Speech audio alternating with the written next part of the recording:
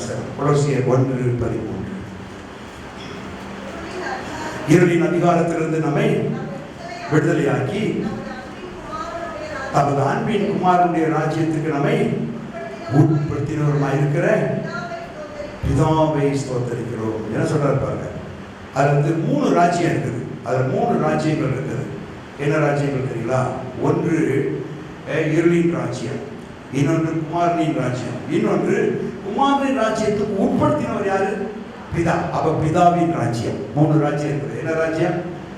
ஒன்று இருளின் ராஜ்யம், இன்னொன்று குமாரனா இயேசு கிறிஸ்துவின் ராஜ்யம், இன்னொன்று யாரு? குமாரனை பூமிக்கு அனுப்பி வைத்த பிதாவின் ராஜ்யம். அல்லேலூயா. எத்தனை ராஜ்யங்கள்? 3 ராஜ்யங்கள். ஒன்று பிதாவின் ராஜ்யம். அதுதான் பிதாவின் ராஜ்யம் தான் குமாரனை கொலோசியர் 1:13 சொல்லி பார்த்தீங்களா? அந்த பிதாவின் ராஜ்யம் தான் குமாரனை பூமிக்கு ரட்சிக்கும்படி, பூமியை காப்பாற்றும்படி, பூமியை விடுதலையாக்கும்படி அனுப்பி வச்சது. அப்போ பிதாவின் ராஜ்யம், அடுத்தது குமாரனின் ராஜ்யம், அடுத்தது இந்த இருளின் ராஜ்யம், இது பிசாசு ராஜ்யம். இந்த 3 ராஜ்யத்துக்குள்ள உள்ள ஒரு பெரிய போட்டி தான் இந்த 3 ராஜ்யமும் சேர்ந்து இரவு பகலாக வேலை செய்கிறது. இந்த 3 ராஜ்யத்துக்குள்ள நாம எந்த ராஜ்யத்துக்குள்ள இருக்கிறோங்கிறது தான் முக்கியம். எந்த ராஜ்யத்துக்குள்ள நாம இருக்கிறோம்? இருளின் ராஜ்யம் எப்படி வேலை செய்கிறது தெரியுமா? இருளின் ராஜ்யம் எப்படி வேலை செய்கிறது தெரியுமா? பொய்யின் ராஜ்யம். சொல்லுங்க. பொய்யை வச்சுதான் இருளின் ராஜ்யம் வேலை செய்யும். அப்ப இருளின் ராஜ்யம் எப்படி பண்ணுது? திருட்டு ராஜ்யம், திருட்டு பய ராஜ்யம். இருளின் ராஜ்யம் வந்து திருடனுடைய ராஜ்யம். திருடன் திருடவும் கொல்லவும், திருடுகிற ராஜ்யம், திருடுவோம். இருளின் ராஜ்யம் எப்படி பண்ணுது? திருட்டு ராஜ்யம். திருடி திருடி திருடி திருடி எல்லாத்தையும் வச்சு உலகத்தையே திருடிட்டான். அவர் யார்கிட்ட இருந்து? ஆதாமுக்கு இருந்து உலகத்தையே திருடிட்டான். கில்லாடி திருட போல இருக்குல்ல, பெரிய திருட போல இருக்குல்ல, உலகத்தையே திருடிட்டான். உலகத்தை திருடி அங்கேயும் வச்சுருக்க ஆதாம் ராஜ்யம். அப்ப திருட்டு ராஜ்யம். எது? இருளின் ராஜ்யம், திருட்டு ராஜ்யம். இருளின் ராஜ்யம் பொய்யின் ராஜ்யம், பிசாசு. எப்படி? அதான் யோவான் 8:44 சொல்றாரு. யோவான் 8:44 என்ன சொல்றாருன்னா, வந்து நீங்கள் உங்கள் பிதாவாகிய பிசாசானால் உண்டான அவன் ஆதி முதல் பாவம் செய்கிறான். பாவம் செய்கிற ராஜ்யம் அவன். பொய்யனும் பொய்க்கு பிதா. அப்ப பொய்யின் ராஜ்யம். இருளின் ராஜ்யம் எப்படி படுத்துமா? பொய்யின் ராஜ்யம். இருளின் ராஜ்யம் எப்படி படுது? திருட்டு ராஜ்யம். 2வது எழுதிக்கிறீங்களா? 3வது இருளின் ராஜ்யம் எப்படி படுதுன்னா, அது வந்து ஆதி முதல் பாவம் செய்கிறான், பாவம் செய்கிற ராஜ்யம். 4வது இருளின் ராஜ்யம் எப்படி படுதுமா? கண்களை குருடாக்குகிற ராஜ்யம். 2 Corinthians 4:4 சொல்லுகிறது. இருளின் ராஜ்யம் என்ன செய்யலாம்? அவருடைய இப்பிரபஞ்சத்தின் தேவனாகிய சாத்தான் எல்லாருடைய மனக்கண்களையும் குருடாக்குற ராஜ்யம். 3 ராஜ்யம். எவ்வளவு பெரிய செய்தி தெரியுமா? அது எவ்வளவு நீங்க டெவலப் பண்ணி கொண்டு போன தெரியுமா? உட்காந்து பிதாவின் ராஜ்யம்னா என்னது? பிதாவின் ராஜ்யம் சொல்றாரு. அதுதான் வரைபடமா போட்டேன். பிதா ராஜ்யம், பிதா சித்தம் செய்த ராஜ்யம். பிதாவின் ராஜ்யம் என்னது? என் பிதாவின் சித்தத்தை எவன் செய்யலையோ நரகம் போய் மாட்டார். சர்ச்சுக்குள்ள வந்தவன் பிதாவின் சித்தம் செய்யணும், நரகம் போயிடுவடி. சர்ச்சில் வந்த நரகம் போயிடுவடி. எச்சரிப்பா நான் சொல்றேன். என் பிதாவின் பரலோகத்தின் கதவை தட்டுவாங்களா? நின்று எங்கள் கதவை திறக்கணும், தட்டுறாங்க. என் பிதாவின் சித்தம் செய்யாதவன் நரகம் போயிடுவாங்க. பூரா நடக்குது. அப்ப பிதாவின் ராஜ்யத்தில் பிதாவின் சித்தம் என்னென்ன செய்யணும் தெரியணும்ல. எழுதி வைக்கணும், ஆராய்ச்சி பண்ணணும். ஐயோ நான் போக முடியாம போச்சுன்னா பரலோகத்துக்கு, சர்ச்சுக்கு வந்து பரலோகத்துக்கு போக முடியாம போச்சுன்னா, சர்ச்சுக்கு வந்தாங்க நரகத்துக்கு போறது. அது பேசாம ஜாலியா சுத்தி ஞாயிற்றுக்கிழமை எதுக்கு சர்ச்சுக்கு வர? இங்க வந்து போனோமா நீ நரகத்துக்கு? கேட்டு வர நரகம் போனோமா? சும்மா வராத, சும்மா சுத்திட்டு போ. வந்தா விஷயம் தெரியும். சர்ச்சுக்கு வந்துட்டு நான் நரகம் போனோமா? நீ அந்த சத்தியத்தை சொல்லி கொடுக்கணும். பிதாவின் சித்தத்தின்படி செய்கிறவங்க அல்லாமல் ஒருவன் பிதாவின் ராஜ்யத்துக்கு போக முடியாது. அப்புறம் பயம் பிடிக்க வேண்டாமா? அவர் சித்தம் என்னன்னு தெரியும், உட்கார்ந்து ஆராய்ச்சி. அவர் பிதாவின் ராஜ்யத்தில் பிதாவின் சித்தம் செய்யும். பிதாவின் சித்தம் செய்யறது தேவ தூதர்கள். தூதர்கள் தேவ சித்தத்தை செய்யறாங்க. பிதாவின் ராஜ்யம் அது ஒரு தோட்டமுள்ள ஒரு ராஜ்யம். ஏதேன் தோட்டமுள்ள பிதாவின் ராஜ்யம். ஏது பிதாவின் ராஜ்யம் எப்படி தெரியுமா? அது நீதியும் சமாதானம் சந்தோஷம், பரிசுத்தாவினால் உண்டாகிற சந்தோஷம். பிதாவின் ராஜ்யத்தில் சாப்பிட முடியுமா முடியாதா? ஏங்க பரலோகத்தில் சாப்பிட முடியுமா முடியாதா? முடியாதா? கொடுத்தா கூட சாப்பிட மாட்டேங்க போடுங்க. ஆண்டவர் சொல்றாரு பரலோக ராஜ்யம் புசிப்பும் குடிப்பும் அல்ல. அப்ப என்ன முடியாது? சாப்பிடலாம் முடியும். நீ பிதாவின் ராஜ்யத்துக்குள்ள வந்துட்டீங்கன்னா புசிப்பும் குடிக்க முடியாது. ஆனா ஜீவ விருட்சத்தின் கனியை உனக்கு பார்க்க கொடுப்பேனாது. எப்படி கொடுப்பேனாது? புசிக்க கொடுப்பேன். அப்ப சாப்பிட முடியுமா? முடியாதா? முடியாது. நீங்க இப்ப முடியுதுன்றீங்க. கத்தர் தோத்துறான். என்ன சொல்ல? பரலோகத்துல பசி இருக்கா இல்லையா? உடனே சந்தேகம் வந்துருச்சு. சாப்பிட முடியாதுன்னு இப்ப என்னத்தையும் சொல்ல போறாரா? நம்ம எதாவது எங்க தப்பா சொல்லி மாட்டிக்க கூடாது. பரலோகத்துல பசி இருக்கா இல்லையா? பசி இல்லை. பரலோகத்துல பசி இல்லை, ஆனா ருசி இருக்குது. கதிர்கள் சொல்லுவோம். பரலோகத்துல என்ன இல்லை? பசிக்கானா என்ன இருக்குது? சத்தமா சொல்லுங்க. ருசி இருக்கு. நல்ல வேலைப்பா, பசி இல்லாம பண்ணாரு. ஆனா என்ன கொடுத்துருக்காரு? டெல்லி பாதுஷான்னு ஒருத்தன் சொல்றான். பண்ணது டெல்லி பாதுஷாவா? மெட்ராஸ் கடை வச்சுட்டு டெல்லி பாதுஷாவா? ஆமா, நான் டெல்லி போயிருந்தேன், பாதுஷா வாங்கிட்டு வந்தேன். சரிதான். பார்த்தவொடனே உங்களுக்கு பசிக்கா சாப்பிடுவீங்க? எதுக்கு சாப்பிடுவீங்க? ருசி. டெல்லி பாதுஷா கொஞ்சம் கொடு. அப்ப டெல்லி பாதுஷா ருசிக்கு சாப்பிடணும்ல. அதே மாதிரி தான் பரலோகத்துல ருசி ருசியா சாப்பிடுறதுக்கு நிறைய வச்சிருக்கிறார். கைவித்தல்ல சொல்லுவோம். ஆமென். பரலோக ராஜ்யத்தில் அநேகர் எல்லாம் கிழக்கிலும் மேற்கிலும் வடக்கிலும் தெற்கிலும் இருந்து வந்து ஆபிரகாம், ஈசாக்கு, யாக்கோபு என்பவர்களோட சொல்லுங்க என்ன செய்வார்கள்? பந்தி இருப்பார்கள். சத்தமா சொல்லுங்க. யாரோட போய் சாப்பிட போறோம்? ஆபிரகாம், ஈசாக்கு. மெதுவா போலாம். இதெல்லாம் சொன்னோன்னா உடனே கிளம்பி இருக்கக்கூடாது. மெதுவா போகணும். பருவத்துக்கு இப்பெல்லாம் போயிடக்கூடாது. இடையில கூட நான் உடனே வரலன்னு ஆண்டவரே, என்ன இந்தியாவுக்கு ரொம்ப மாசமா போயிட்டு இருப்பா, மக்கள் தான் வச்சுக்கலாம், இன்னும் நிறைய பேர் கூப்பிட்டு போகணும். ஆண்டவரே மெதுவா வரேன் கரெக்டாக சொல்லுவேன். பார்த்து செத்துக்கிட்டு போயிருப்பேன். இல்லையா, எனக்கு கொடுத்த வேலையை முடிச்சுட்டு தான் நான் போவேன். பருவத்துக்கு கைவிட சொல்லுவோம். எனக்கு கொடுத்த வேலையை முடிச்சுட்டு தான் போகணும். உடனே சாப்பிட்றதுக்கு மேலே போயிடக்கூடாது. அதெல்லாம் மெதுவாக சாப்பிடுறோம். என்ன கற்று தோற்றுறேன்னா பருவத்தில் சாப்பாடு வந்து ருசி ருசியாக வச்சுருப்பாரு. மாம்பழம் என்ன மருத்துவ மாம்பழம், அப்புறம் இளம்பழம், அப்புறம் பங்கனப்பள்ளிங்கிறாங்க. ஒன்று ஒரு டேஸ்ட்டாக தான் இருக்குது. கொய்யாப்பழத்துக்கு ஒரு டேஸ்ட்டு, அப்புறம் பார்த்தீங்கன்னா நீங்கள் ஒவ்வொரு பழத்துக்கும் ஆப்பிளுக்கு ஒரு டேஸ்ட்டு, இத்தனை டேஸ்ட்டு ஒவ்வொரு பழத்துக்குள்ளேயும் மாற்றி மாற்றி மாற்றி மாற்றி மாற்றி வச்சவர். இது பாவம் பாவிகளுக்கு இவ்வளோ பழத்தை கொடுத்தவர். பரலோகத்தில் எவ்வளோ நல்ல பழம் வச்சிருப்பாங்க. பரிசுத்தவான்கள் வரையணும், பரிசுத்தவான்கள் வரையணும். நல்ல நல்ல ருசி ருசியாக வச்சிருப்பார். சரி போவோம், மெதுவாக போவோம். இப்படிலாம் சொன்னால் என்ன பாட்டு பண்ணுறது? பிதாவின் ராஜ்யத்துக்கு மெதுவாக போவோம். இப்போ பிதாவின் ராஜ்யம் குமாரன் அனுப்பி குமாரன் ராஜ்யத்துக்கு கொண்டு வந்தார். இப்போ குமாரின் ராஜ்யம் 3 விதமாக செயல்படுது. மார்க் 9:1. அன்றியும் அவர் அவர்களை நோக்கி, இங்கே நிற்கிறவர்கள் சிலர் தேவனுடைய ராஜ்யம் பலத்தோட வருவதை காணும் மரணத்தை ருசி பார்ப்பதில் என்று மெய்யாகவே அவர் சொல்கிறேன். தேவனுடைய ராஜ்யம் பலத்தோட வரும் முன்னே சாக மாட்டாங்க. அப்போ அந்த பிதாவின் ராஜ்யம் பூமியில எப்படி வருதான்? பலத்தோட வருகிறது. சத்தமா சொல்லுங்க. அப்ப பிதாவின் ராஜ்யம் எப்படி வருது? பலத்தோட வருகிறது. ஆமென்.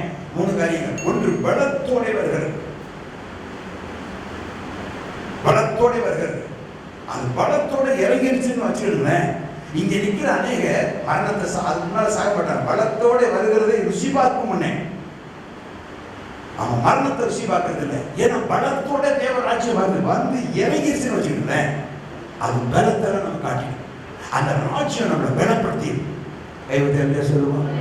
12 பேர் பலவீனமா இருந்தான். அவன் மேல வந்து இறங்கிச்சு பாருங்க. அந்த ராஜ்யம் சொல்றாரு பாருங்க. சீசர் சொல்றாரு, இங்க நிக்கிற சில தேவனுடைய ராஜ்யம் பலத்தோட வந்து உங்க மேல இறங்கிடும். இறங்கின உடனே நீங்க பலவீனமா இருக்க மாட்டீங்க, புது பலத்தோடு இருப்பீங்க. சொல்லுவோம். அப்போ பேச்சு புதுசா மாறிடும், உங்க சிந்தனை புதுசா மாறிடும், வார்த்தை புதுசா மாறிடும், உங்க நடக்க புதுசா மாறிடும், உங்க இறுதியுமே புதுசா மாறிடும். பலத்தோட வரும் முன்னே வார்த்தையை பார்த்தீங்கன்னா தேவராஜ்யம் எப்படி வரணும்? பலத்தோட வந்து 12 பேர் மேல இறங்கிச்சு பாருங்க. அது வரைக்கும் பேரு வந்துருச்சான் ஒரு 10 நாளைக்கு முன்னால. இப்ப சின்ன குட்டிமா நீங்க பாருங்க, 3000 பேர். 3000 5000 பேர் கூடி இருந்தா தான் 3000 பேர் வச்சுக்க போடுவாங்க. 5000 பேர் கூடி இயேசுவின் பண்டிகைக்கு வந்தோம். முழு உலகத்திலிருந்து அப்ப இயேசுவின் பண்டிகைக்கு வந்துட்டாங்க. எந்திரிச்சு அந்த பரிசுத்த ஆவியின் பலன் வந்தா, பரிசுத்த ஆவியின் பலன் தான் பரலோக ராஜ்யம் பலத்தோட வரும். வந்து இறங்கிச்சு பாருங்க. நீங்கள் சிலுவையில் அறைந்த இந்த இயேசுவை பிதா தேவனும் ஆண்டவரும் இரட்சகரும் ஆக்கினார். நீங்கள் அவரை கொலை செய்தீர்கள், பிதா அவரை எழுப்பினார்னு சொன்னாங்க. அடுத்த நிமிஷம் உள்ளத்துல குத்தப்பட்டு, ஐயோ நாங்கள் இயேசுவை கொண்டு விட்டோமே, என்ன செய்து கேட்டாங்க. மனம் திரும்பி நீங்க ஞானஸ்தானம் எடுத்து கொடுங்க, அப்பொழுது நீங்க ரட்சிக்கப்படுவீங்கன்னா சொல்றாரு. அன்றைய தினம் 3000 பேர் ரட்சிக்கப்பட்டாங்க. அல்லேலூயா. ஒரு சாதாரண பிரச்சனை பலத்தோட தேவராஜ்யம் இறங்கிதான் நீங்க பேசும்போதே அங்க ஒரு அற்புதம் நடக்கும். அல்லேலூயா. அந்த ராஜ்யம் பலத்தோட உங்க மேல இறங்கணும். பலத்தோட வந்து இறங்கு பாருங்க. அப்படி பாரு, தனியா போய் ஜெபம் பண்ணிட்டு நான் சோதராம் சோதராம் சோதராம் சோதராம் இறங்கும் பாருங்க. அந்த தேவராஜ்யம், தேவராஜ்யம் ஐஸ்வர்யமுள்ள ராஜ்யம், தேவராஜ்யம் பணக்கார ராஜ்யம், தேவராஜ்யம் கொடுக்கிற ராஜ்யம், தேவராஜ்யம் சுயநலம் இல்லாத ராஜ்யம், தேவராஜ்யம் சாத்தான உதைக்கிற ராஜ்யம், தேவராஜ்யம் பிரசன்னத்தை கொடுக்கிற ராஜ்யம், தேவராஜ்யம் சகல நன்மைகளின் இறங்கி வருது. தேவராஜ்யம் ஜோதிகளின் பிதாவிலிருந்து எல்லா நன்மையும் என்ன செய்தான் இறங்கி வருது. Every good and perfect blessings from the Lord who is in the light. ஜோதிகளின் பிதாவிடத்திலிருந்து, அந்த ராஜ்யத்திலிருந்து எல்லா நன்மைகளும் இறங்கி வர செய்கிற ராஜ்யம். என்ன சொல்லுவோம்? அதை வச்சு நீ சோம்பேறியாகவும், அதை வச்சு நீ வந்து வறுமை உள்ள ஆளாவும் கடைசி வரைக்கும் இருக்க முடியாது. ஒரு காலத்துல பிளாட்பாரத்தில் ரயில்வே ஸ்டேஷன்ல உட்கார்ந்துருந்தேன். ஆனா அந்த உட்கார்ந்து அப்படியே ஜோம் பண்ணுவேன். ஆண்டவர் முருகனுக்கு ஆவியானவர் தான் கிருபை இருந்தார், முருகனுக்கு மாட்டேன். அப்படி சோதர சோதர சோதரா ரயில்வே ஸ்டேஷன்ல உட்காந்து, அதுக்கப்புறம் ரயில்வே அந்த அந்த அது பக்கத்தில் இருக்கு பார்த்தீங்களா, அந்த ஆரம்பிச்சு ரயில்வே மெயின் ஸ்டேஷன் அங்கே உட்காந்துட்டு, அதுக்கப்புறம் காலையில் ட்ராக்ஸ் எடுத்துட்டு போகிறது கொடுக்குறதுல விசாசனம் ஆடுது. அவங்க போய் அந்த ரயில்வே குவார்டர்ஸில் இருக்கிற ஒரு குடும்பம் விசாசனம் ஆடி இருக்கிற கடைசியில் என்னங்க கேட்டேன். ஆண்டு சொன்னார், விசாசம் பிறந்தது ஆடிட்டு பாருங்க. இன்னும் அவங்க கேட்கறாங்க, அவர் பெண் நம்ம திடீர்னு போய் கை வச்சிட முடியாதுல்ல. இப்போ கேட்டேன், எனக்கு துரத்துக்கலான்னு.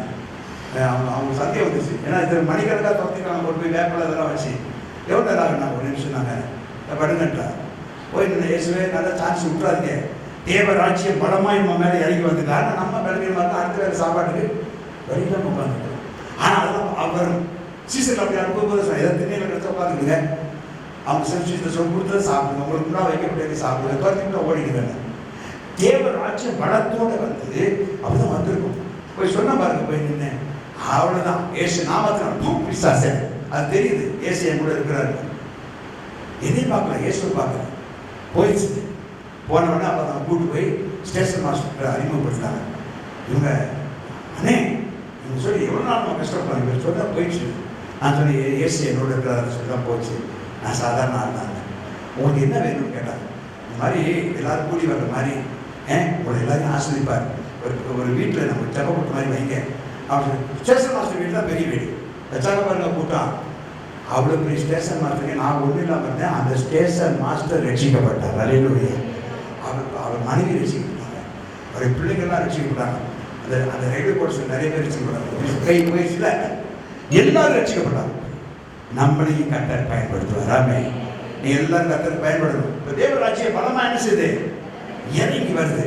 இதெல்லாம் அனுபவப்பட்டவங்க தான் நம்ம சொல்கிறேன். அடுத்தது இன்னொன்னே ஒன்று சொல்லி முடிச்சிருவோம். அடுத்தது மத்தேயு 11ஆம் அதிகாரம். ஒன்று தேவராஜ்யம் பலமாய் இறங்கி வருகிறது. ரெண்டாவது மத்தேயு 11ஆம் அதிகாரம் 12ஆம் வசனம். மத்தேயு 11:12 பக்கம் 16ஆவது பக்கம். யோவான் ஸ்நானகம் காலம் முதல் இதுவரைக்கும் பரலோக ராஜ்யம் பலவந்தம் பண்ணப்படுகிறது. பலவந்தம் பண்ணுகிறவர்கள் அதை பிடித்துக் கொள்கிறார். பரலோக ராஜ்யம் யோவான் காலம் வரைக்கும் பரலோக ராஜ்யம் பலவந்தம் பண்ணப்படுகிறது. அப்போ பலவந்தம் பண்ணுகிறவர்கள் அதை பிடித்துக் கொள்ளார். 3 காரியங்கள். ஒன்று, தேவராஜ்யம் பலமாய் இறங்கி வருகிறது. சொல்லுங்க, தேவராஜ்யம். இரண்டாவது, தேவராஜ்யம் பலவந்தம் பண்ணப்படுகிறது. சொல்லுங்க. மூணாவது, தேவராஜ்யத்தை பலவந்தம் பண்ணுகிற ஆட்கள் உண்டு. இந்த குரூப்ல நம்ம யார் தெரியுமா? தேவராஜ்யம் நம்ம மேல பலமா இறங்கிடுச்சு. இரண்டாவது குரூப் எப்படி தெரியுமா? பரலோக ராஜ்யம் பலவந்தம் பண்ணப்படுகிறது. பூமிக்கு இறங்கி வந்த அந்த இயேசு பரலோக ராஜ்யத்தை பலவந்தம் பண்றாரு பாருங்க. வாங்கிக்க, பெற்றுக்கொள், இந்த இயேசுவை ஏத்துக்க, இந்த ராஜ்யத்துக்குள்ள வா. பலவந்தம் பண்ணப்படுகிறது. ஒன்று பலமாய் இறங்கி வருகிற ராஜ்யம், 2 பலவந்தம் பண்ணுகிற ராஜ்யம், 3வது பலவந்தம் பண்ணுகிற ஆட்களை ஏற்படுத்துகிற ராஜ்யம். அல்லேலூயா. 3 ராஜ்யம் எப்படி போனார்? முதல் ராஜ்யம் என்னது?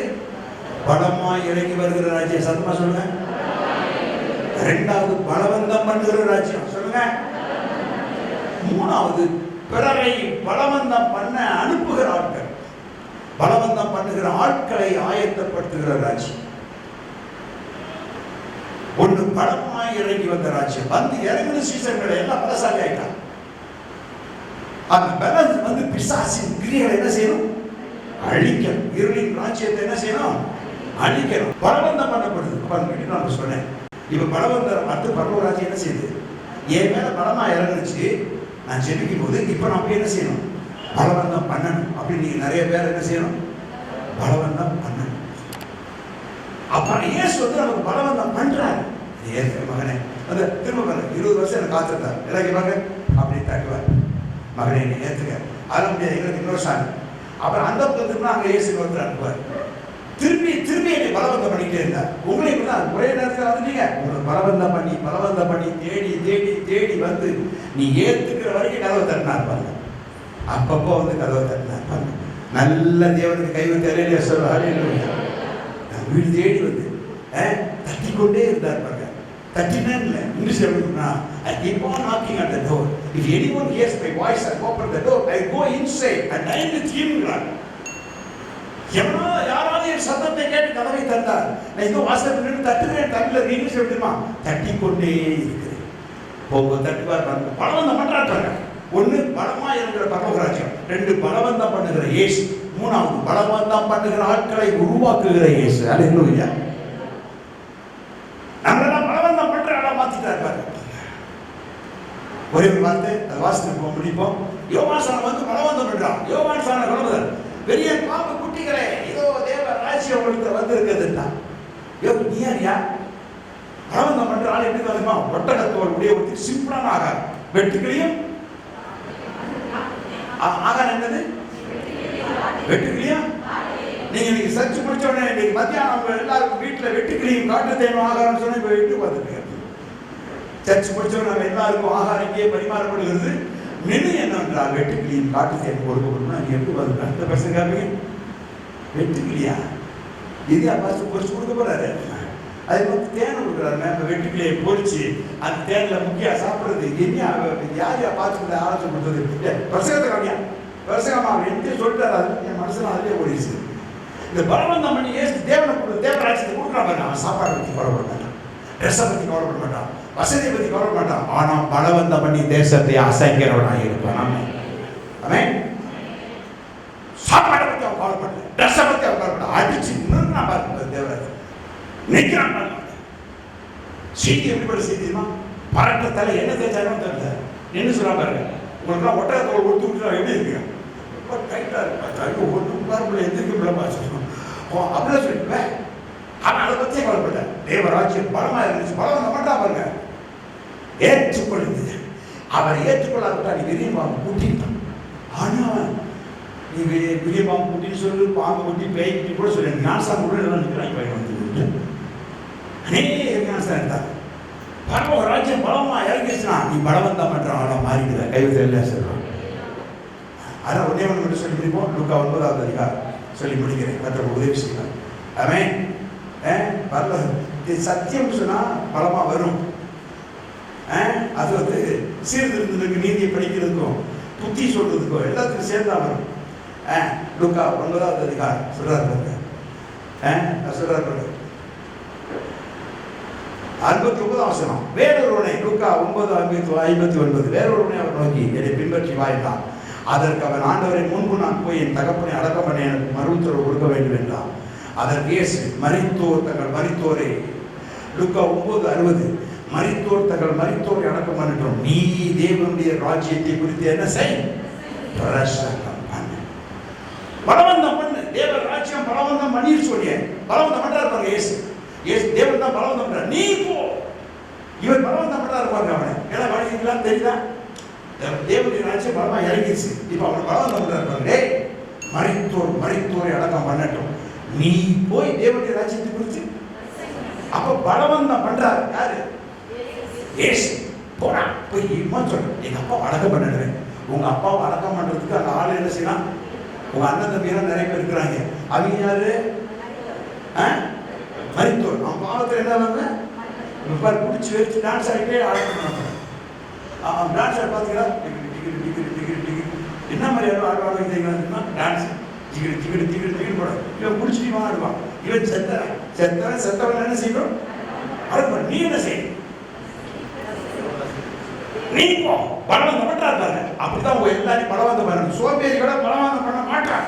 இங்க யாரையாவது ஏசு பலவந்தம் பண்ணா நீ படி சோம்பேறின்னு அர்த்தம். திண்ணி பண்டாரம் திருட்டு கேட்கிறவங்க யாரா இருந்தாலும் சரிதான் உனக்கு ஏசு பலவந்தம் பண்ணுவார். போ போ தேவ ராஜ்யத்தை பிரசங்க. இப்ப இவன் என்ன பண்ணுவோம்? பலவந்தம் பண்ற ஆளமா யோ இனி அப்பாவை அடக்கம் பண்றதை விட்டு வந்தார். அது சாகடிக்கிற வேலை. அது இது உயிர்ப்பிக்கிற வேலை. தேவராஜ்யம் தேவதல்லையா சொல்லுவோம். தேவராஜ்யம் என்ன வேலை? என்ன வேலை? உயிர்ப்பிக்கிற வேலை.